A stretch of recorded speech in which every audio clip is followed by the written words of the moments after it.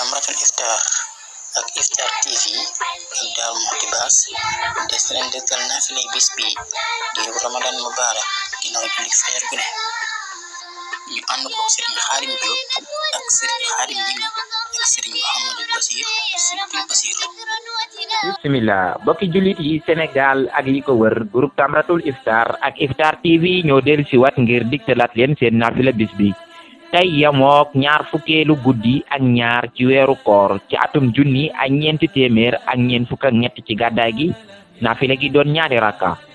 bu ca nekk yaa ngi cay tari fatihatul kitab benn yoon ginnaaw ba nga teg ca suratul aala di sa bisma rabbikal aala ba saar wa jeex ñetti yoon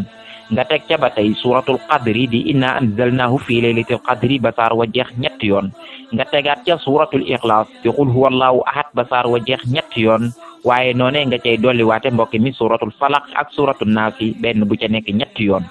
ci fàttali mbokk yi naafile gi benn sëlmal la ndax sëlmal boobee mooy ëmb ñaari rakka moo lay yóbbu ci nga def ñaari rakka